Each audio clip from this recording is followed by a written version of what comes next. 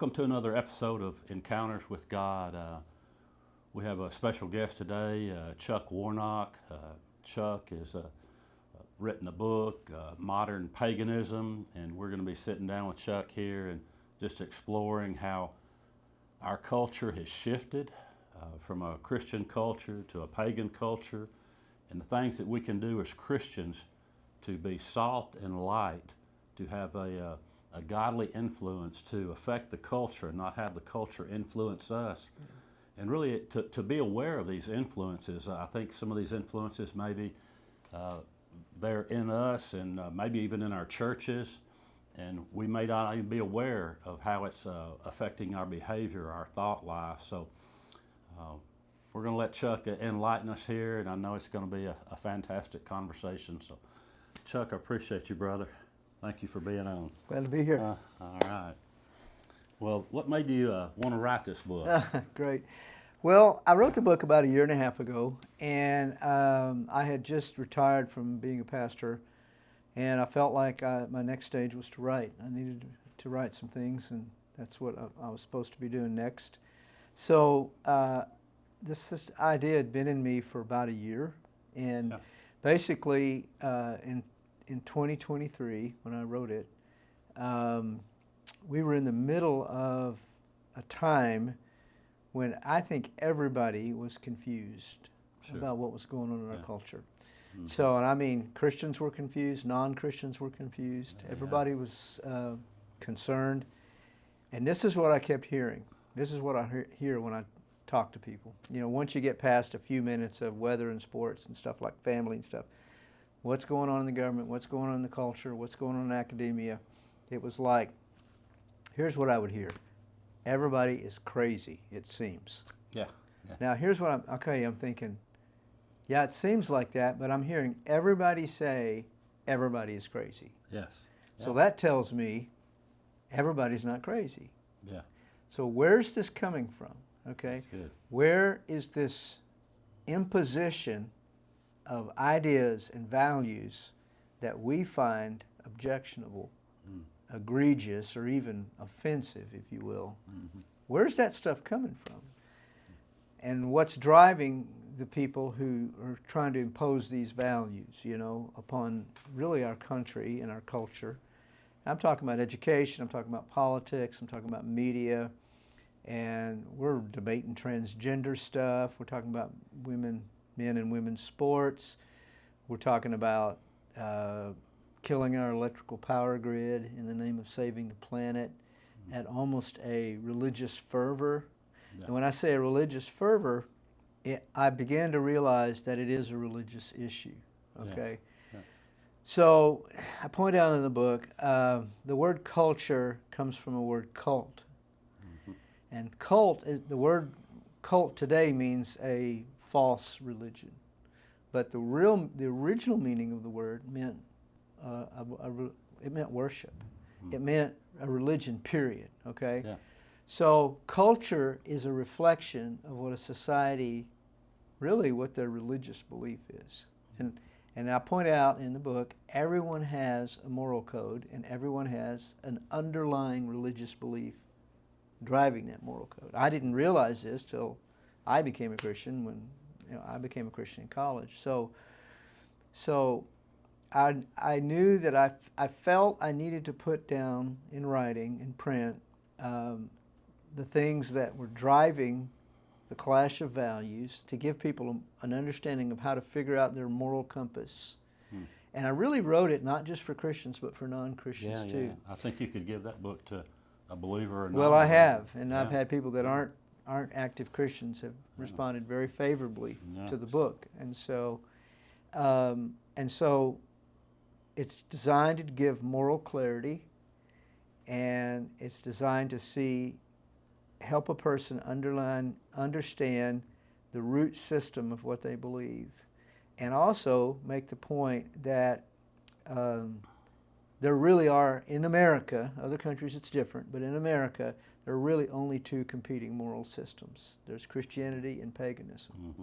And I do go into the origins of Christianity. There's a little bit of history there.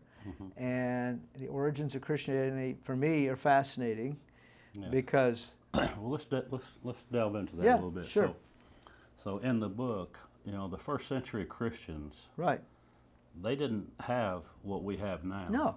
They didn't have this Christian heritage into so much of our government documents and so forth. Right. So with them, what were they looking at? What was the culture that they were facing as far as education and the values of the children, marriage, sex? Maybe hit a few of those. Oh my gosh, yeah. So, and this is something I've used to encourage fellow believers when they get disturbed about the culture. Yeah. I say, the culture Christianity was birthed in, believe it or not, was far worse than ours. Yeah, big time worse. Yes. Yeah. So let's take children growing up. Children were the property of parents.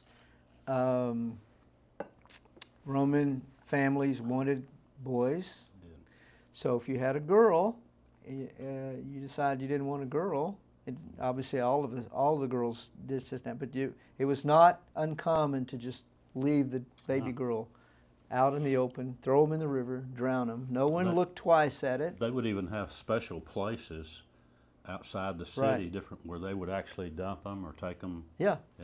Just die. Yeah. Just throw them away. Now, as Christians, we believe abortion is a hideous sin, right? Sure. And it's been legitimized by our society, but it's still, we believe it's the murder of an innocent life. Amen. And so, but people who believe in abortion would be appalled at that.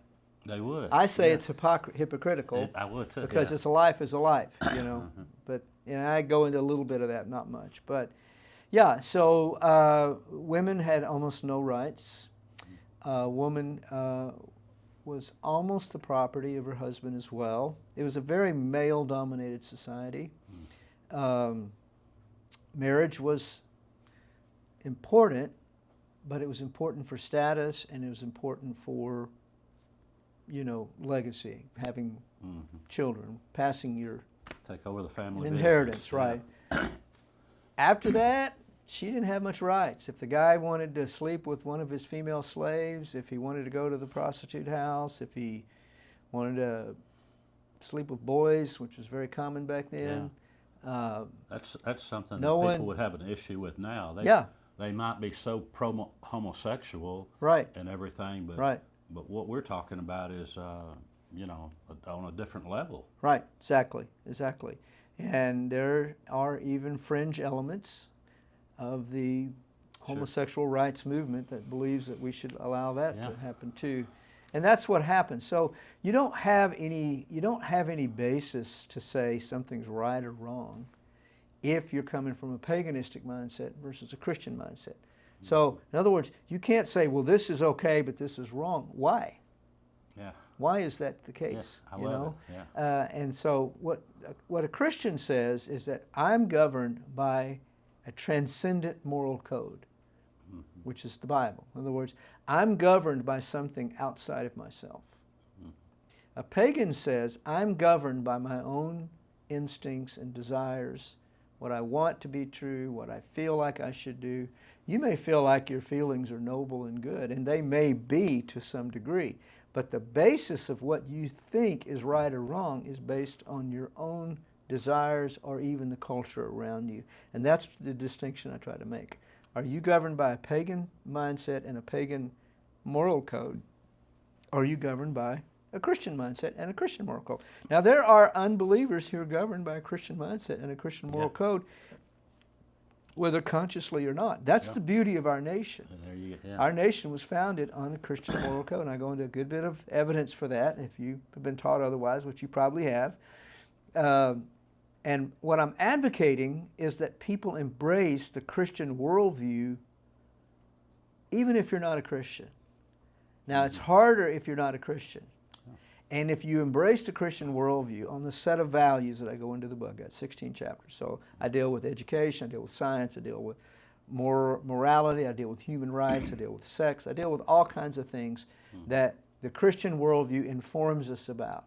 Yes. So you can embrace them just because they're right. They make sense. They're a superior way to live. The your quality of life will improve.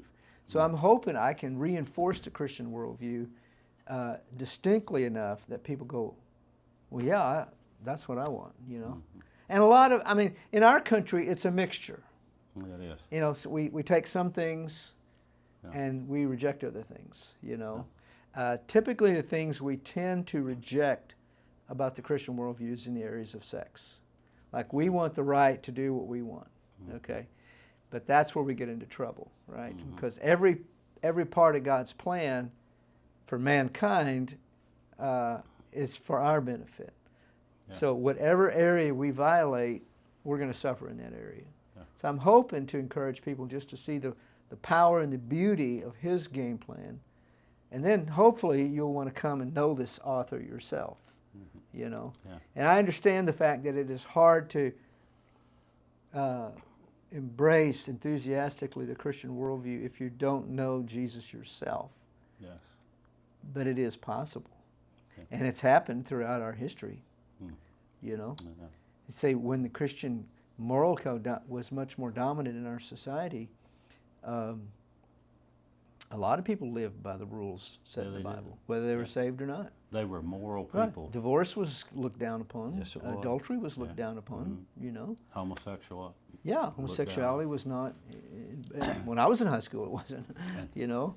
Something recent too, it's really just blown up all over the internet, is the Coldplay scandal at the concert. Right.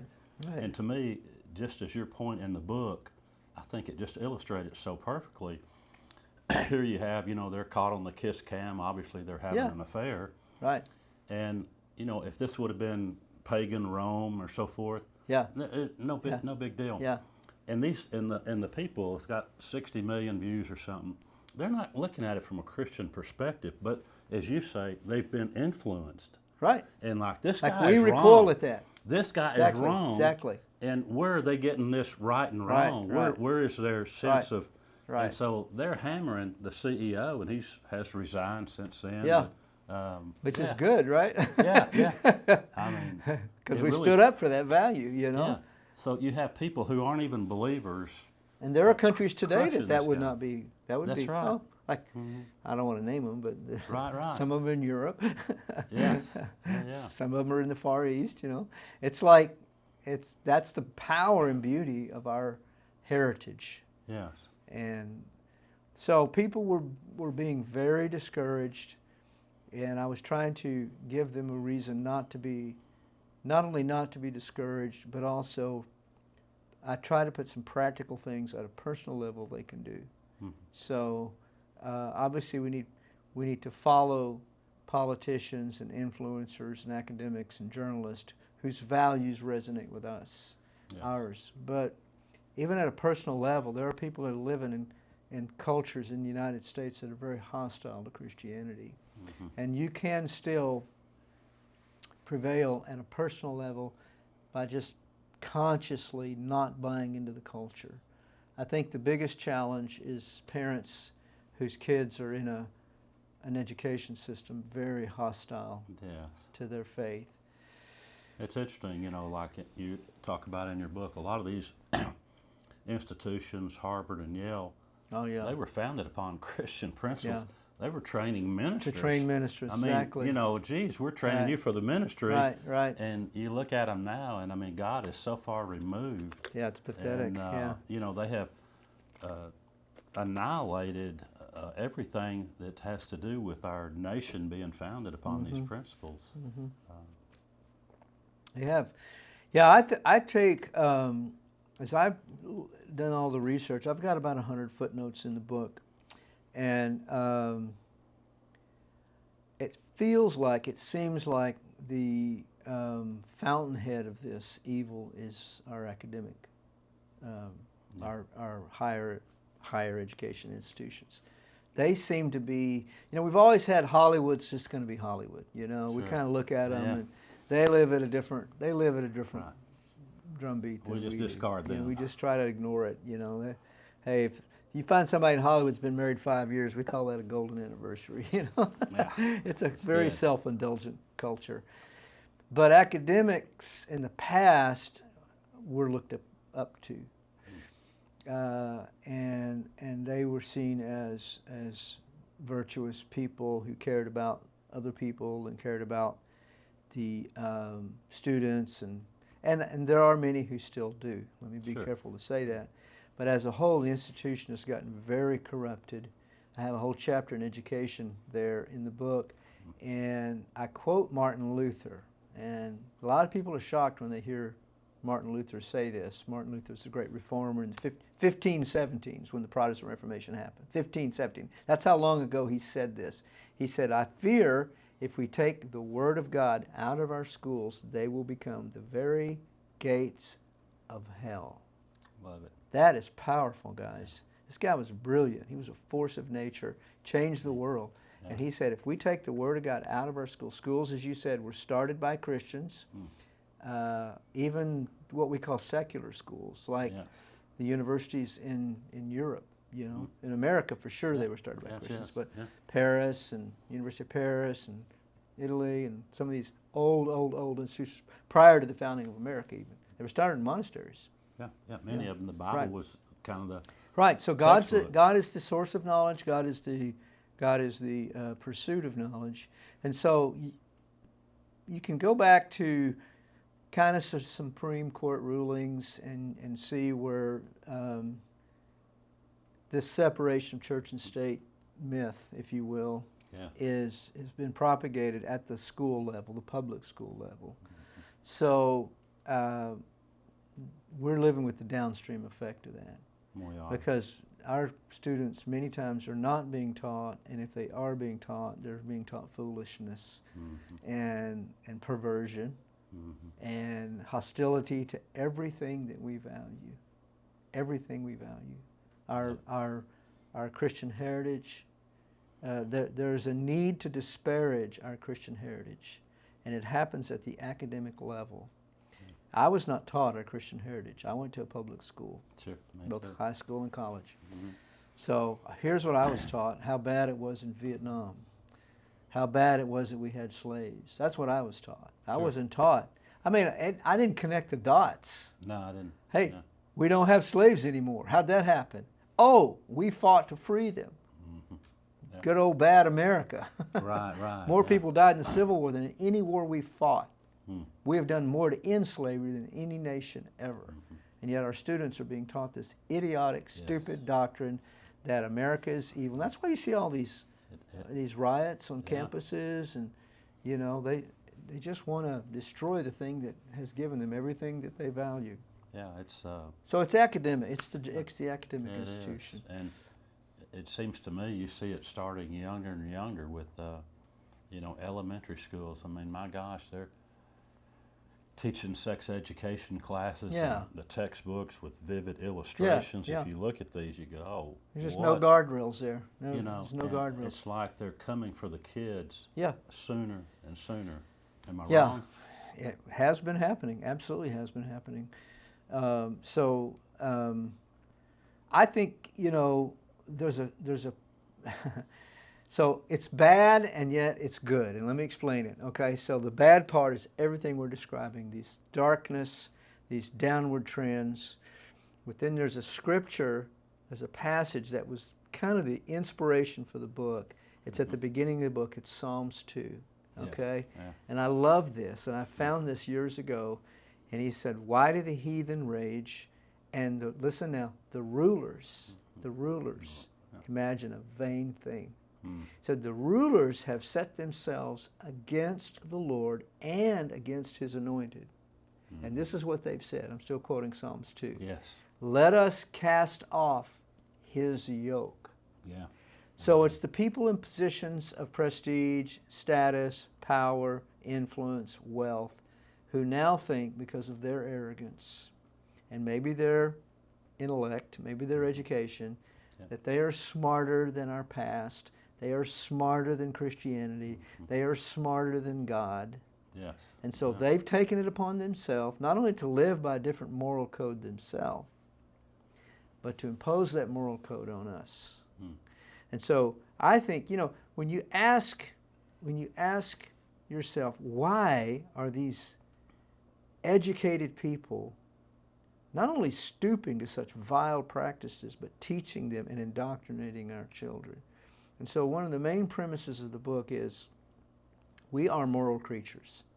We are not, as Darwin taught us, just animals. We are made in the image of God. We are made to have a moral code. We have to. Now this is fascinating. Think about this. Watch culture, listen to people. I don't care who they are.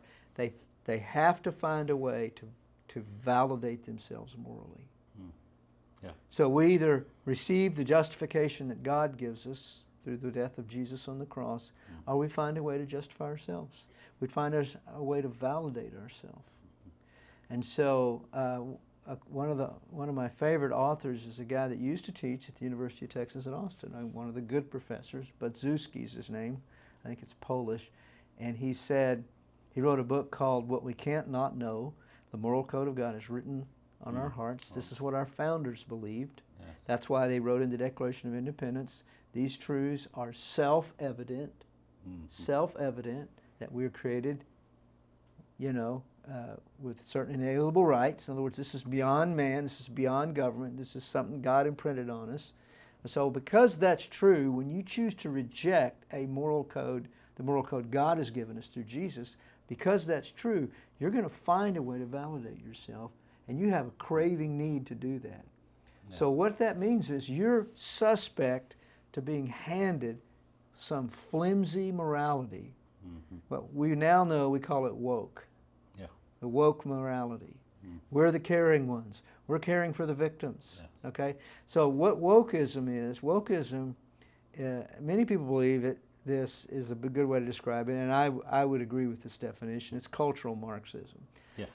So Marxism says, there's a bunch of victims down here, and all these rich people are oppressing the poor people and taking advantage of them. More and more oppressed people. Yeah. More classes, more distinctions. Yeah. Well, that's the old Marxism. Old Marxism said we need to get rid of capitalism because it's evil, right? This is another stupid thing our kids are being taught now in colleges. But here's the problem. Capitalism has made everybody well off, including middle class people, including poor people. Everybody's better off. A poor person in the United States is better off than most people in the world. In the world. Right? Because we're a capitalistic society. So cultural Marxism says I have to find a new oppressed group. So it's, first it was blacks, then it was women, then it was gays, and it's trans. And it's never ending. I mean, dogs and cats before we're done here. Yeah. So, and it's the earth. Don't you love the phrase, earth, climate justice? Yeah. Climate justice. We're giving justice to the climate. Yeah. Like, what does that mean? Yeah. How do you give justice to a tree? Yes. Anyway. With a chainsaw? It just gets idiotic. So here's the thing. If you go back to Psalms 2, I didn't finish it. He said, they're going to say, we're smarter than God. We're going to throw off the yoke. We're going to throw off the restraints of God's word. We don't want to live under those rules anymore. Yeah. They're outdated. This is what the Bible says God will do as a result. He says, he who sits in the heavens shall laugh. Yeah. Don't you love that? I love it, yeah. So what does that mean? How is God laughing at the pagans? I think he's laughing by letting the fruit mature till everybody sees how stupid this is. Yeah, like the wheat and the tares, right? You don't know that a tare is a wheat until it gets to a certain level of maturity. And when bad ideas mature, they become evident, like, this is crazy. Yes. And these people are self-destructing right in front of our eyes. So the culture, a lot of good things have happened since I wrote the book. Yeah. The culture, is pushing back pretty hard right now. I think when people push so far that even people who have questionable morals, even people who have questionable morals are saying, wait a minute, this is crazy, or this is insane, or I can't go that far, I might do this and I might do this, and you might call it a sin, but I'm all right with it. But that's way out of bounds. Right. Everybody has their line, right? Everybody has their boundary. I remember back in the early days, Madonna was the talk of the town. Every young girl wanted to be like Madonna, but Sure. Madonna just kept self-destructing right in front of her eyes, and Yeah. like writing books on porn, and like everybody goes, that girl's Yeah, messed up. too far. You Yeah. can't, because the thing that drove her was rebellion against Christianity. Mm-hmm. A lot of her early videos was mocking Catholicism, mocking priests, Mm-hmm. you know, Yeah. and extolling promiscuity and bragging about it, but of a vile sort. Mm-hmm. You're right, and so you know, even in a culture that's very given to self-indulgence, everybody does have their line, and that's the point I'm making. Yeah. That everybody has to feel at some point they have standards. Yeah. At some point they have a moral code. Yeah. You can find it in prison yards, you know. You can't, yeah, exactly. Yeah. You know, it's just the way we're made. Mm-hmm. You know, one of Brzezinski's books, he has a book called The Revenge of Conscience. I thought that was a really good title. Mm-hmm. And Yeah, and so the people that are at the really the top, we might call them influencers right. or that, they're the ones up here in the ivory towers, the universities, that all these different. They're the ones that are pushing it down Exactly. to the common people. Right. So I think if you get to your point, Right. you know, when we get down to this level where, you know, Chuck and Ken are discussing this, and they're the ones that are the crazy ones. yeah, exactly. You know, That's the point I'm trying to you make know, out. yeah. This is not everybody. Yeah. This is not the common guy. That's encouraging. If everybody's concerned, then it's not everybody. It's a few, and it's a very few. Yeah. It's a tiny fraction of our population Yeah. who have outsized influence, Yeah. okay? Outsized influence. And so we need to see these guys for who they are and what they are, and I want to say that's been going on. So let's take corporation. It used to be the corporate world was the sane one. Yeah. Hollywood would go crazy. We know all the guys. Bottom line. Yeah, they're bottom So, line make driven. me money. Exactly. Yeah. You know, and they have to live in the real world. Yes. Yeah. But here's, I think, what happened. When you take the Bud Light thing, for Yeah. instance, okay. Great Yeah. example. Isn't it? Yeah. I love it. And I don't even drink beer, but I so enjoyed that. Yeah. And so what happened is they hired this trendy little VP from Harvard, Yeah. you know, and she just knows better than everybody. And she's going to be inclusive. Mm-hmm. And talk about blowing up in your face. I think it cost them like $9 billion. Yeah, 9, 10 $9 billion. billion The numbers keep going. Like, so that's a pretty good slap in the face, you know. So Viv, And it's a stretch too, and it illustrates your point, and you make in the book is, you know, God's laughing. You've got these little small percentage of people, the people that drink Bud Light, they're going to be driving pickup trucks and Yeah. shooting shotguns listen and to so country forth. music, right? And listen, they could care less. And when you offend your customer base to such an extent, how could anybody that's sitting on that board of directors not know that? Yeah. How could they let Well, that here's get what I through, think. you I know? think that's a great question. Like, You how know. do they not catch this? Yeah. How do they not see Are it? they so? Well, I think they're morally and spiritually bankrupt. Yeah. I think the influencers have been. Mm-hmm. A lot of them got their education at these paganly driven Yeah. colleges No and doubt. universities, these Ivy Leagues, at the biggest companies, Yeah. these Ivy Leagues that are the most egregious and dark in our culture. I've been on the Yale campus. They have the dominant architecture on a Yale campus now is the big building on climate. This Makes is what sense. this is what we need to make a priority. Yeah. You know, we're going to all burn up if we don't change it. Yeah. You know, there's science behind that's just so shoddy. Yeah. So, Jonathan Edwards, the great revivalist, the great Puritan preacher, there's a library dedicated to him, but nobody even knows where it is, and it's tiny. Mm-hmm. You know, but I saw the feminine Yes. spiritual figures Yeah, displayed. sure, You know, sure. just there's just a need. You know, when you get rid of God, you come up with just the dumbest idols imaginable. Yeah. And these idols, they're dumb. The Bible calls them dumb. They can't speak. They can't help you in the day of trouble. So, I like how you talk too about being optimistic and pessimistic. Like, yeah, you know, that whole section you have, I think, a whole chapter on. These people are predicting, you know, the climate, It's the oil, we're going to burn up, Yeah. we're going to freeze. Yeah, they're laughable predictions. It Yeah. really is. I mean, this has been going on for how many years? Yeah, about half a century now. Yeah. Yeah. Paul Ehrlich wrote The Population Bomb. Paul Ehrlich, who's a professor, Yeah, of course. professor, Credentialed, huh? right? Smart guy, Yeah. who said that he doubted England would exist in 20 years. Yeah. Why does this guy have a job? Yes. You know? Yeah. Why does anybody listen to him? Yeah. So I think what's happened, the good They've part, lost their credibility with the common they should people. be. They have with most people. Yeah. So I think back to why these influencers get it so wrong and are so different than the rest of us and bring such grief to the population at large is because they're morally bankrupt. They need validation.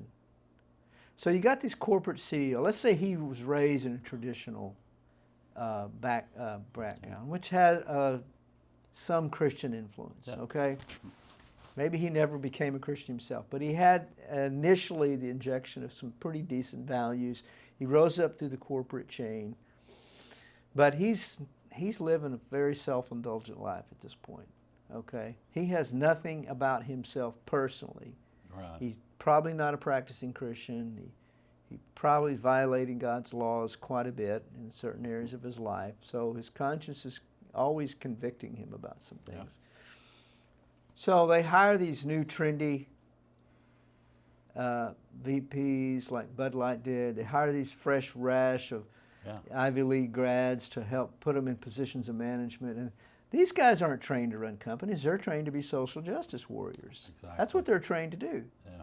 So they're putting immense pressure now. What are we going to do about this? Mm-hmm. What are we going to do about Black Lives Matter? Yeah. I mean, Amazon gave $200 million to Black Lives Matter. What a complete waste of money. It was. What a scam that whole thing Yeah. was.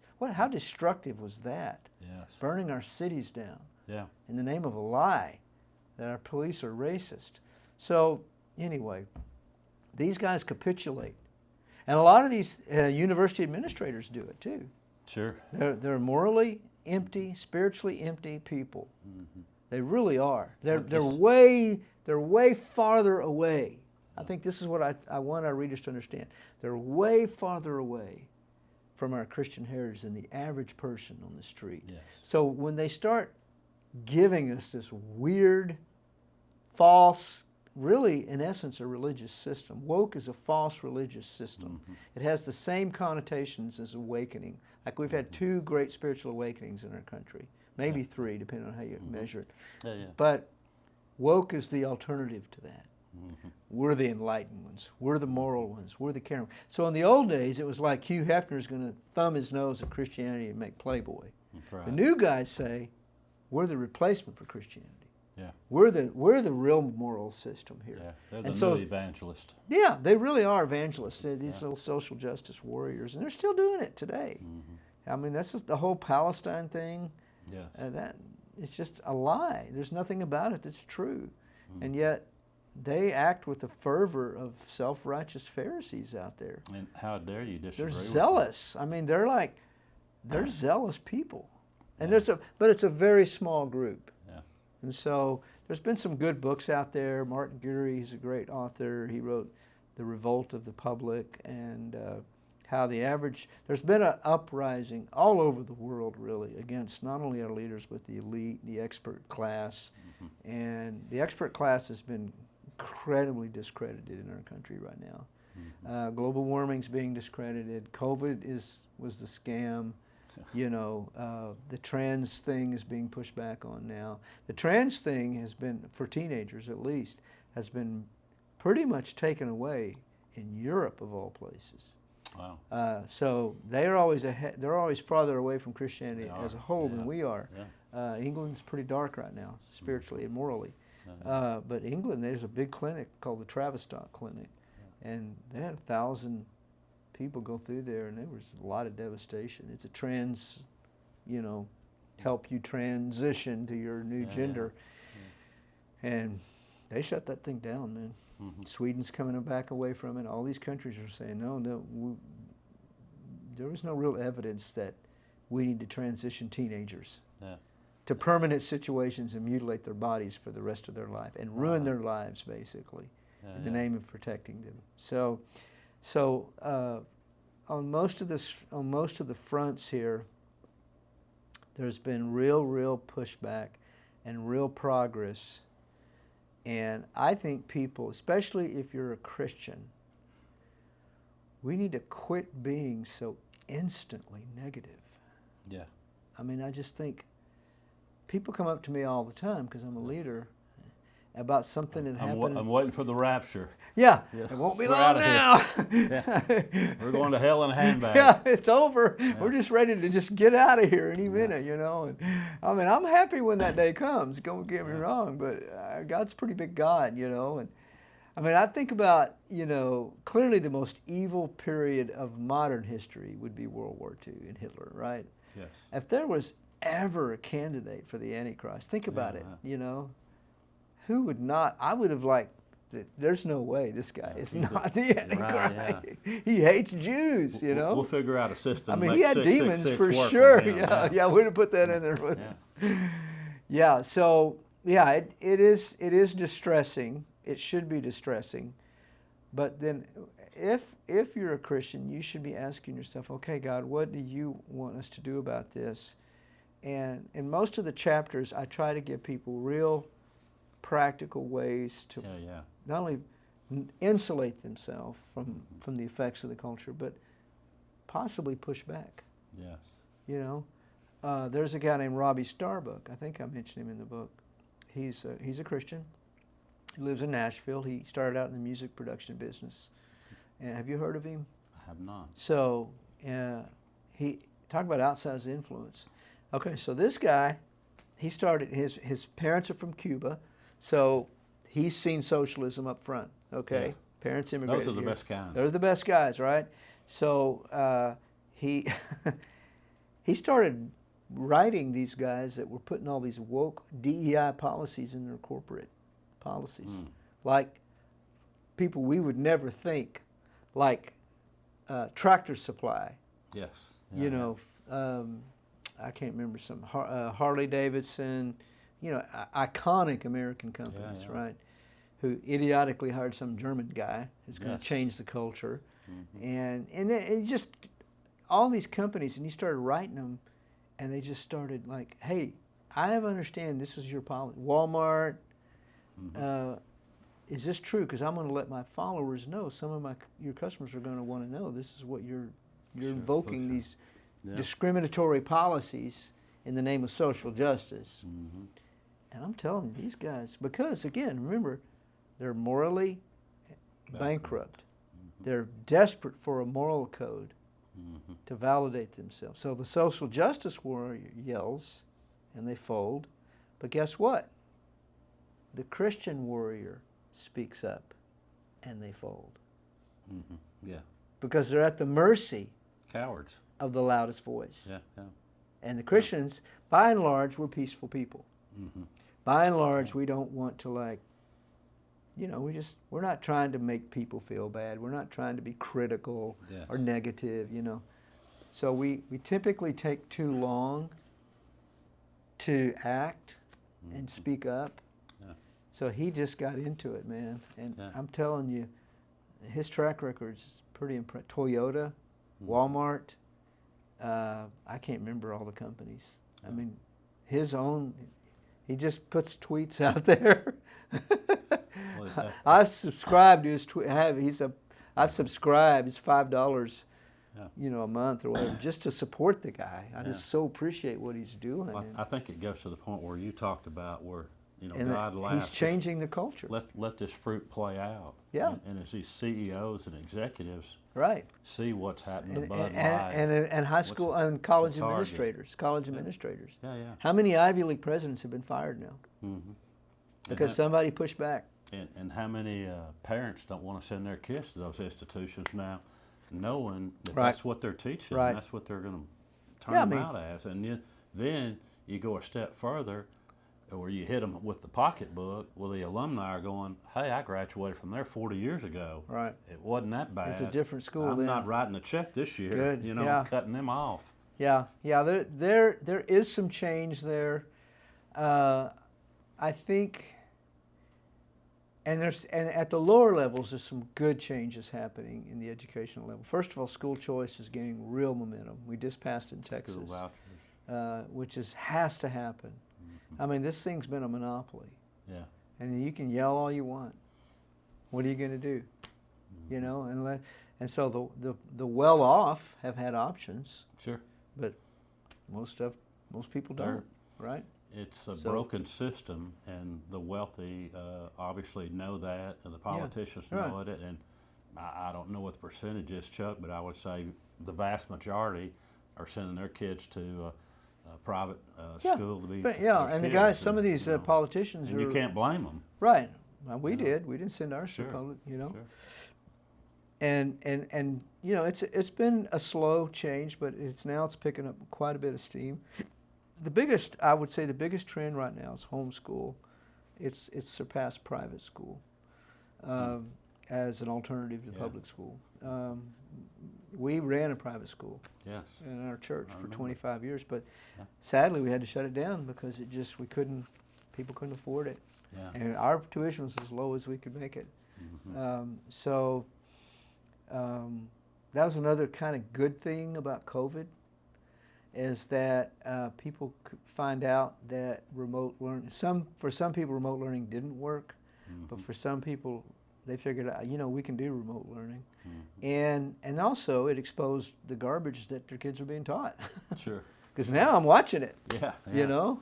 Yeah, they didn't like that part, did they? It's horrible, right? So we are witnessing, I don't know how to put it, like almost historic change right now at schools, at workplace. Another fruit of COVID, which I think is good personally, because I think back to the old days. Like in the old days, every person was an entrepreneur. Yeah. And you had family-run businesses, mostly agricultural, which was a much healthier environment.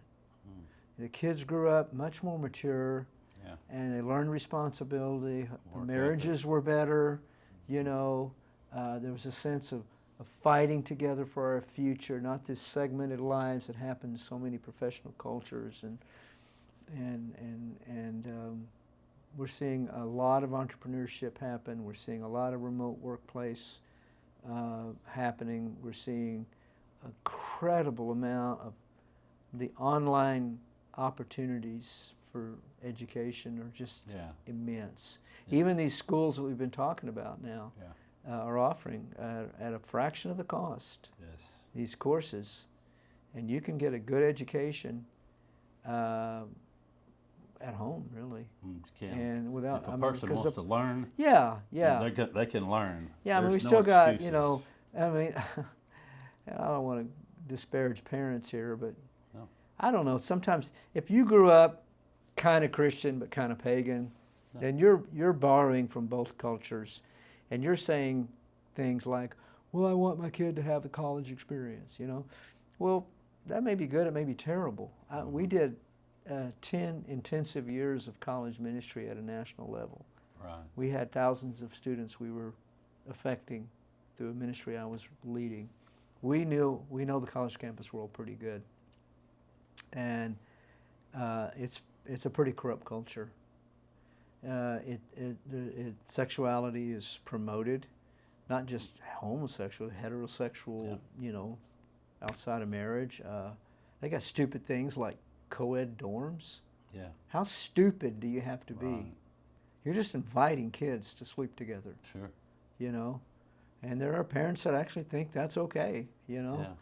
So that's the free market system, So now through school choice, through online learning, and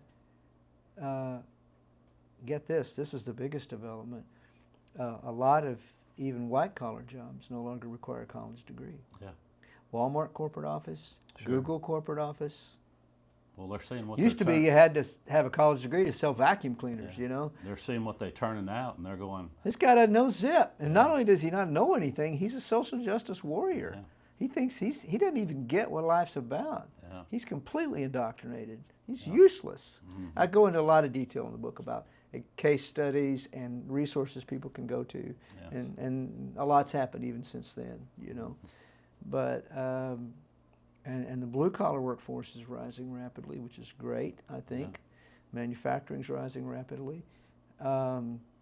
So a lot of very encouraging trends, because if the education system is the fountainhead of evil in our country, which I contend that it is, if that stream is drying up or being rediverted, that's positive. we have real hope for our country. You know, so there's a lot of reasons to be excited now, but also I think not just, hey, you know, we've beat the barbarians back for now. I mean, that's good. We can rejoice at that. But if we don't get a little bit more moral clarity about what was actually going on and what is still going on in many places and how to keep it from going on in the future, then history tells us we're just going to be right back in this mess pretty quick, you know.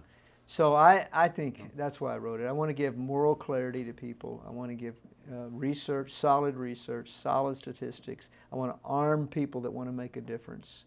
You know, people need to be confident.